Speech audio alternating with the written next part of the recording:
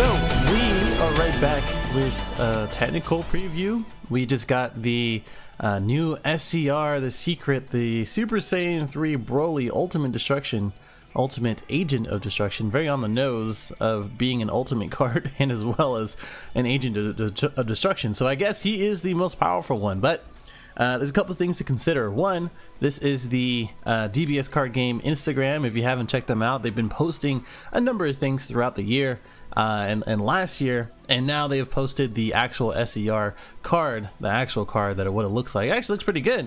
Like in person, I'm sure this is going to be one of the best looking SCRs, even though most, if not all, of the secret rares look pretty good. You know, it's just all subjective opinion, and which is kind of a double negative or redundant to say. It's very subjective. There you go. But for this guy, he is the Super Saiyan 3 Broly. He is part of the Dragon Ball Heroes, like I said before in the previous videos. Looks great in person. If you haven't taken a look at the previous posts for them, it's the destruction rares, basically the campaign rares, and yeah, they have shatter foiling. So I mean, all right, cool, I guess. You know, it's just one of those things of like, it's going to be a normal thing, and it's going to be something that we're going to see in the future. For those who don't know, the shatter foiling is like these little diamond type of things, and it's just whatever. I'm curious to hear what people think in the comments, so definitely let me know in the comments, what do you think about the shatter foiling? Should they continue to do that? What do you think about the SCR? Subscribe if you're new, join the Discord, like, dislike, comment, okay, whatever. All right, anyway, so this is pretty cool looking. I'm actually impartial to it. I don't care at this point, and I almost rather have it non-foil, to be honest. Oh well. And then these are all the SPRs, so looking pretty good in person. Not the best angle. If they did like an album type of thing, you know, it still looks pretty good. And I think just like in the video that I did, if you haven't checked out the video that I did for set 6 and breaking all the SCR, the super rares down, and as well as ranking them from worst to best or best to worst. I forget how I did it.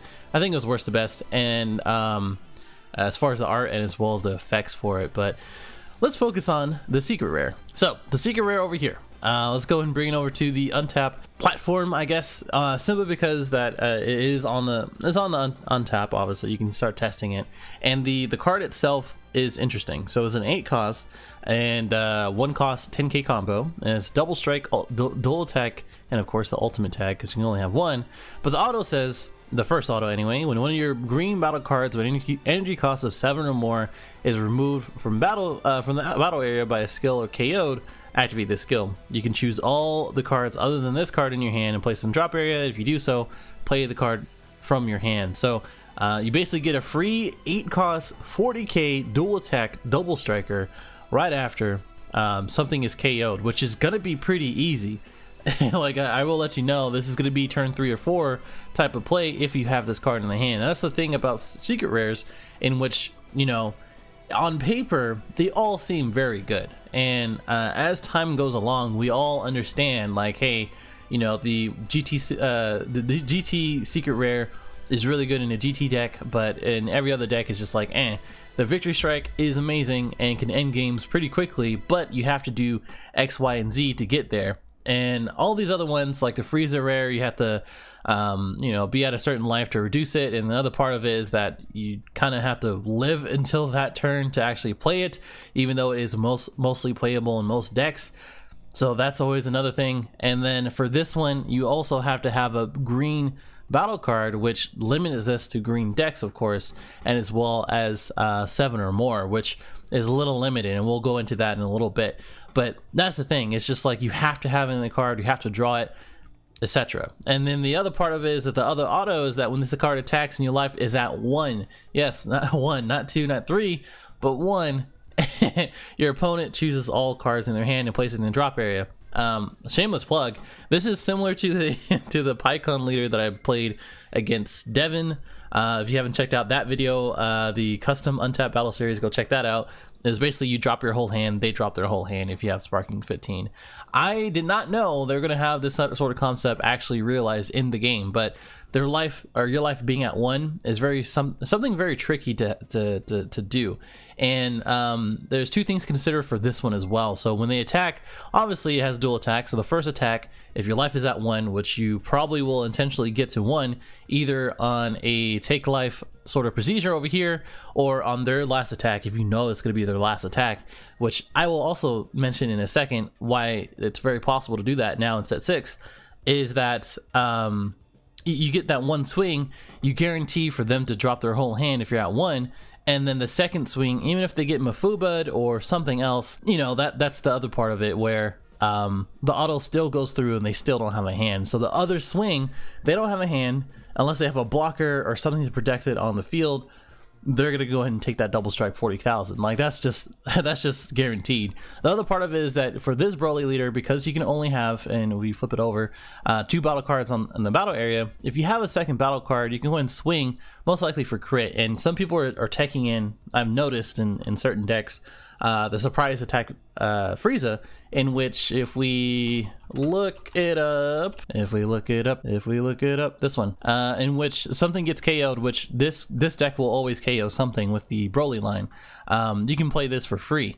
And then this guy being a 15k critical, this guy putting them down to no hand, and then them taking a crit, and then your leader swing slash Broly will pretty much finish the job. And there's not really there's not really a contest about that. So the thing about this is that this was meant to be played with this leader, like straight up. And the other thing about it is that this is a Broly, not Broly. So this creates some versatility as far as any green deck and as well as this deck. And the other thing to consider it, and you can always, I mean, you can if you want to. You can play the OG Broly line. There you go. Untap is being a little finicky, but there you go. So again, we have this to play for free. We have this to drop their hand, but also again the OG Broly line, in which this one can actually search out this one for the top 7. And then this one can go into this one for 3 energy. And then of course this leader, not this side, but the other side, can choose this. Basically, when it attacks, you can choose one of your non-black, non-token cards and place it in drop area, and then they choose one and place it in their drop area from their hand, basically. And then in doing so, it's saying, since it says if it's removed from the battle area by a skill or KO'd, you can activate the skill. So this skill will proc that right after, and then you can go ahead and do that and play it for free, basically. So technically, if you get this guy out turn 3 and then use the effect, you can get this guy out the same turn. This guy over here playing the other Broly line, which would be this one, is taken from my deck. This one is like, again, you play this one, you take 2 cards from your life, and then as soon as this comes out or goes away from the battlefield, if you KO it, whatever it may be, you take another life for 2, you put this guy out here, and then after it gets KO'd, of course, you put it out here, and then you put it out here, and then after that you can go ahead and proc it off. So figuratively and ideally is that you want to have this guy awaken pretty early, and then having 7 cards from the into the drop in order to get that sparking effect. And then the other part of it is that you are placing those 2 cards into the drop over and over again, so you're going to be filling that drop for the sparking. And of course this guy has sparking 7, you draw into, you have 6 cards in your hand. As soon as you have this guy out and then this guy out, you can go ahead and either use him or play the card that I prefer, which is the Paragus, the sacrifice, which I believe is the dashback one, not the celebrations one, in which you choose one green card from your battle area other than this card and place in the drop area, and then you draw a card.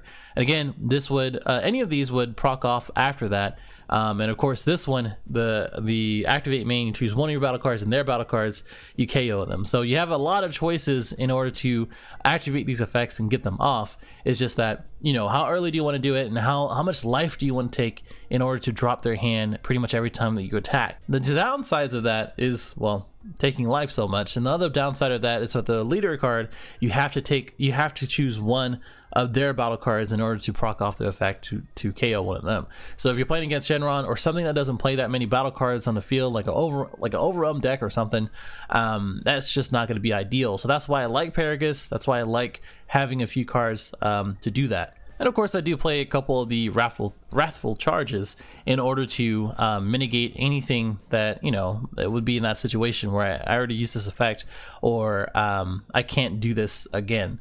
And of course, we do have Tragic Awakening, in which you have Sparking 7, you play this for 3, you choose one of your energy, you place it in a drop area, which could be another Broly, by the way, and you choose one 6 or less Broly card and play it. And again, that would be this guy, in which you would just play this card and then continue the chain over and over again. If you're playing 4 of pretty much of everything, you're gonna see it.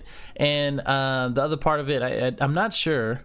I was gonna say I wasn't sure if there was a searcher, but there is a searcher for the drop, in which you play this guy and activate main, and then choose this card and another card in the battle area and place in the drop area, and then you choose one Broly card from your drop area and add it to your hand. So there's another useful card, or another useful thing for this Broly line in order to play the Paragus and continue the plays, in case you just somehow mess it up, basically. Now the real thing here is getting the attack off at 1 life, basically. There's a number of things that you can do. If you play 1 or 2 of these Broly ones, or if you're playing this guy and then gonna be playing this guy to take 2 cards from your life and you're at 3, that's perfect. If you are planning to try to get away different things like, I don't know, like a Champa and double strike. I'm gonna make a whole entire video of the combo phase in set 6 and how it's changing. But one of the biggest things right now is probably gonna be Godstrike Beerus, in which is going to be a very, very good sideboard card, if not maybe a couple in the main, in which you combo this card, you choose one of their keyboard cards on the opponent's battle cards, and you negate it for the duration of the turn. And it's going to be very good. It's going to be very, very good for this line, and just for this secret rare if you're going to be focusing on that, or if it's in your hand, because now you have the option to try to take that damage, and if they're at 2 life or at 3 life, whatever it may be, whatever the situation is, but if you're at 2 life as it is, they're going for game, for double striking, for seeing hit, or not for seeing hit, because they would probably take this out of your hand. They if you have like some sort of double striking something, right, you can go ahead and use the Godstrike Beerus, take away their double strike or even triple strike, and then you would just be at a single strike. They're most likely gonna pass because they dumped their entire hand thinking that they were perfectly fine. And then right after that, you can go ahead and play this secret, and then just go for game while you're at life. Your life is at 1. That's just one of the things. And I think as we go again further into the set and further sets, we're gonna see if this is more viable and more usable later on, and of course having different tech choices. But that's how it is right now. Now the only other thing that I really wanted to go through are the other targets for this, and there's not really very many. There's really not that many. Some that really come out to yeah, I would say so, like that really come out and bring out, as far as like that's definitely going to be one. Like for obviously Cell Chain, if there is going to be ever a time for Cell Chain to come back, which again you can play Cell, yeah, that's fine. You can play Cell's Birth, that's fine. You can play just, you know, you can take your chances. I've been Cell Chained a couple times this last couple weeks, and it's not fun. I'm like, how do you still get it? There's only 1 in there. Like, I don't understand, but it still happens. I don't know who's gonna be playing Hyper Rest Vegito, but I'm sure that's gonna be a thing. Ender 13 is not really getting too much play, but these Rebriand, anything in the Rebriand deck is gonna be pretty awesome just to tech in this, the secret, just like how people are teching in the Freezer rare for red decks. And of course, we already talked about the 8-drop and as well as the 7-drop Broly. Those are the ones that are really the main targets for it. And then we have the Universe 7, Hobo Universe 7, and the Awakened Power. So these two, if somehow this man gets popped by I know you're feeling sick, if he gets popped by like a Krillin Goku, shout out to Eggman, he can go ahead and you can go ahead and bring out the secret right after. So that's going to be a really, really interesting thing to see if we ever see that on stream, if we ever see that in the live sort of match. But I'm very excited to see that in the coming months, I'd say. But that's pretty much it. Let me know what you think about the secret rare. Let me know what you think about this whole line as far as how it's going to be shaping up. I personally think this is going to be a meta leader. Like it's going to be a little, it's going to be a little slow, right? People are very slow to pick up on a lot of different things. Like the red freeze is going to be one. This is going to be one. Slug is going to be one. In which, you know, people are going to be figuring out how to play different matchups and see. But the celebrations are going to be the real testament upcoming in this next month in March. Which brings me to this update that George Machado, whatever, got an update in which the celebration's almost here, taking place in 5 places across US and Canada. So if you didn't see it already, this is on their Pro Play Tour / Pro Play Games page, I do believe. So just go see that. You can read it from here. The whole summary is that the singles events will mostly have registered players, but depending on the organizer numbers, non-registered players may be allowed to participate as well. But the first place winner will only get the North American Championship 2019 to the registered player. So if you just came in as a ringer, doesn't matter. And then things to note: if you didn't pre-register for Saturday's team event, there will be countless side events and demos going on throughout Friday to Sunday, and then we have a little over 300 spots available at the door. Registration for singles events if you did not pre-register. So this is all other stuff as far as specific information. I know for a fact that this is for Orlando. I don't know if it's for San Diego and the other events, even though it says taking 5 places. I don't know. I might have to reread it, but that's pretty sure, right? Yeah, I'm pretty sure. Either way, that is the last update. There's a couple other things like the starter deck app or the new app. I might make a video on that just for fun. I don't see why not. And then, like I said, I'm going to be going through the set 6 and the changes in the combo phase, like Bojack and things of that nature. And then, a few different deck profiles as well as we get into March. But subscribe if you are new. Let me know what you think about this stuff. Let me know what you want to see later on. Join the Discord, and I'll see you in the next one. Later.